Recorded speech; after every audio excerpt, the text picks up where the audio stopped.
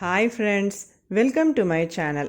ఇప్పుడు నేను చదివి వినిపించబోయే చందమామ కథ పేరు వరద బాధితులు.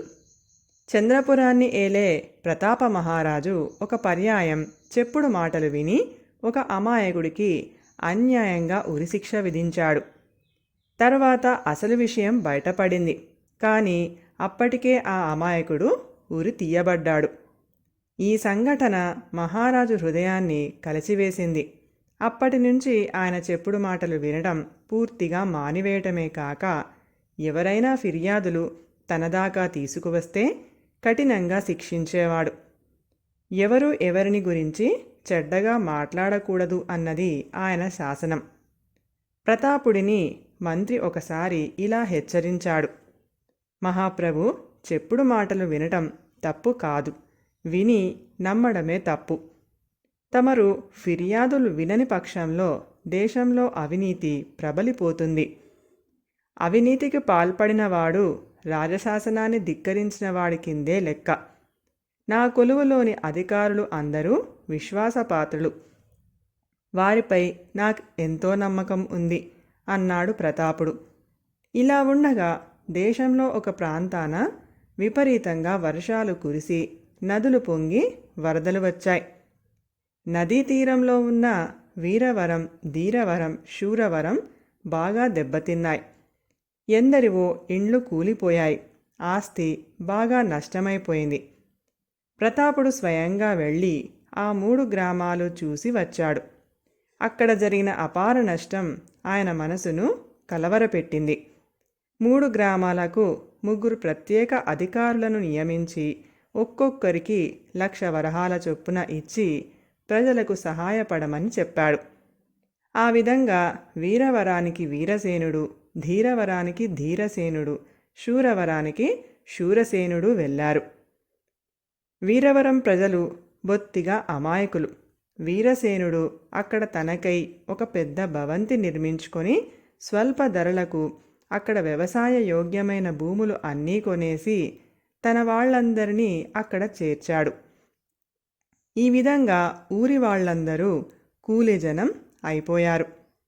రాజు చేసిన సహాయం గురించి మాట మాత్రంగానైనా ప్రజలకు చెప్పలేదు. ధీరవరంలో అప్పటి వరకు ప్రజలను పీడించి బ్రతుకుతున్న ఒక దుష్టబుద్ధితో చేతులు కలిపాడు ధీరసేనుడు. ఇద్దరూ కలిసి ఆ ఊరును చెరిసగం పంచుకొని రాజు ఇచ్చిన ధనంతో విలాసభోగాలు అనుభవించసాగారు.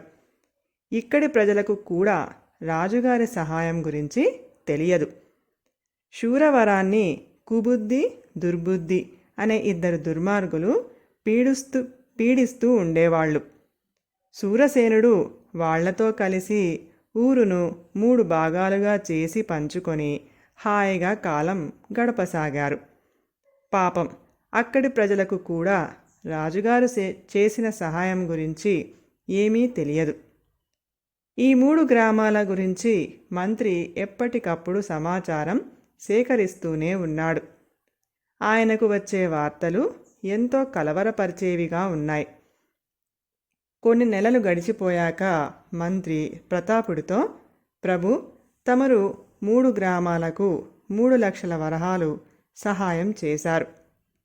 ఆ సొమ్ము ఎలా వినియోగపడిందో తెలుసుకోవటం మంచిది కదా అన్నాడు. మంచిదే, ఎవరినైనా పంపి తెలుసుకొని రమ్మనండి. అయితే అధికారులపై నేరారోపణ చేయటానికి ప్రయత్నిస్తే మాత్రం శిక్ష కఠినంగా ఉంటుంది అన్నాడు ప్రతాపుడు. మంత్రి పంపిన చమత్కారుడు అనేవాడు వెళ్ళి అక్కడి పరిస్థితులు చూసి వచ్చి మంత్రికి చెప్పాడు. మంత్రి ఆ వివరాలు అన్నీ విని పరిస్థితి మరీ ఇంత దారుణంగా ఉందని అనుకోలేదు. ఫిర్యాదులు లేవని అధికారులు మరీ విర్రవీగిపోతున్నారు. ఇలా అయితే దేశంలో సంక్షోభం పుట్టడానికి మరెంతో కాలం పట్టదు. ఈ వివరాలు అన్నీ రాజుకు ఎలా చెప్పాలో తెలియటం లేదు అన్నాడు. చమత్కారుడు తాను రాజుతో అసలు విషయం తెలివిగా చెబుతానని అన్నాడు. నీ ఇష్టం, రాజుకు కోపం వస్తే నీకు కఠిన శిక్ష తప్పదు, జాగ్రత్త అన్నాడు మంత్రి హెచ్చరికగా. దేశ సంక్షేమం కోసం ఆ మాత్రం ప్రమాదంలో తలదూచక తప్పదు అని చమత్కారుడు రాజును కలుసుకున్నాడు. ఆ 3 గ్రామాలు ఎలా ఉన్నాయి అని రాజు అడిగాడు. తమ దయ వల్ల అంతా బాగానే జరిగింది ప్రభు. కానీ ప్రభువులు కోపగించుకోను అంటే ఒక చిన్న విషయం మనవి చేసుకోవాలి అన్నాడు చమత్కారుడు. ఎవరి మీదనైనా నేరారోపణ చేశావో శిక్ష చాలా కఠినంగా ఉంటుంది అన్నాడు ప్రతాపుడు. నేరం కాదు గాని నాకు ఒక చిన్న లోపం కనపడింది ప్రభు. అది మీ వల్లనే జరిగిందని అనిపిస్తుంది అన్నాడు చమత్కారుడు ధైర్యంగా. నాలోని లోపాలు సరిదిద్దుకోవటానికి నేను ఎప్పుడూ సిద్ధమే, ఏమిటో చెప్పు అన్నాడు ప్రతాపుడు గర్వంగా. వీరవరంతో పోలిస్తే ధీరవరానికి, ఈ రెండిటితో పోలిస్తే శూరవరానికి చాలా అన్యాయం జరిగినట్టు నా బంధబుద్ధికి తోస్తుంది అన్నాడు చమత్కారుడు. చెప్పేదేదో సూటిగా చెప్పు అన్నాడు ప్రతాపుడు చిరాగ్గా. వీరవరంలో ఒక్కడే వరద బాధితుడు ఉన్నాడు. ఆ గ్రామానికి 1,00,000 వరహాలందించారు. మీ ఔదార్యానికి ప్రజలు ఎంతగానో శ్లాఘిస్తున్నారు. ధీరవరంలో 2 వరద బాధితులు ఉన్నారు. ఆ గ్రామానికి 2,00,000 వరహాలు ఇవ్వవలసింది, కానీ 1,00,000 మాత్రమే ఇచ్చారు. శూరవరంలో 3 వరద బాధితులు ఉన్నారు. అయినా ఆ గ్రామానికి 1,00,000 వరహాలే ఇచ్చారు. ఒక్కొక్క వరద బాధితుడికి 100 వరహాలు ఇచ్చినా అదే ఎంతో గొప్ప విషయం. అలాంటిది మీరు ఒక్కో వరద బాధితుడికి 30,000 పైన ఇవ్వడం తక్కువ విశేషం కాదు. కానీ అందరికీ సమంగా ఇచ్చి ఉంటే ఇంకా బాగుండేదని నా అభిప్రాయం అన్నాడు చమత్కారుడు. మూర్ఖుడా, ఆ గ్రామాల్లో 100ల కొద్దీ వరద బాధితులు ఉండడం నేను స్వయంగా చూశాను. నువ్వు 3 గ్రామాలకు కలిపి 6గురిని లెక్క తేల్చావు.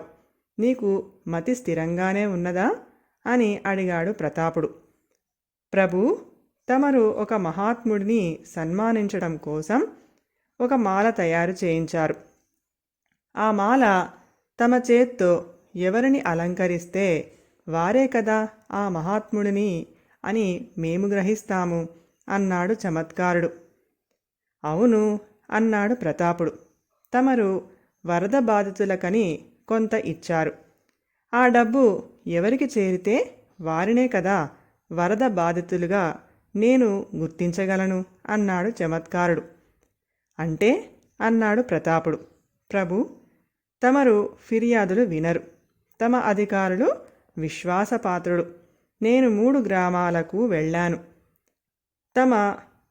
తమరు వరద బాధితులకని ఇచ్చిన సొమ్ము వీరవరంలో 1కి, ధీరవరంలో 2కి, శూరవరంలో 3కి చేరింది.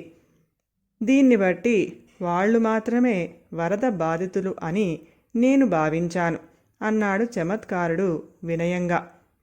దీని వెనక ఏదో రహస్యం ఉందని ప్రతాపుడికి అనుమానం కలిగింది. ఆయన ఎవరికీ తెలియకుండా ఆ 3 గ్రామాలకు వెళ్ళి అధికారులు చేసిన అన్యాయాలు తెలుసుకొని ఎంతో నొచ్చుకున్నాడు. ఆ 3 గ్రామాలకు సహాయం కోసం భారీ ఎత్తున కొత్త ఏర్పాట్లు చేసి దుర్మార్గులను కఠినంగా శిక్షించాడు. ఆ తర్వాత ఆయన తిరిగి ఫిర్యాదులు వినటం ప్రారంభించాడు. మంత్రి చమత్కారుణ్ణి ప్రత్యేకంగా సన్మానించాడు. అప్పటి నుంచి ప్రభుత్వ ధనాన్ని అక్రమంగా కాజేసేవారిని వరద బాధితులు అనడం పరిపాటి అయ్యింది. కథ సమాప్తం. ఈ కథ కనుక మీకు నచ్చినట్లయితే ప్లీజ్ లైక్ చేయండి, షేర్ చేయండి. మరిన్ని మంచి మంచి కథల కోసం మా ఛానల్ని సబ్స్క్రైబ్ చేసుకోండి. Thank you.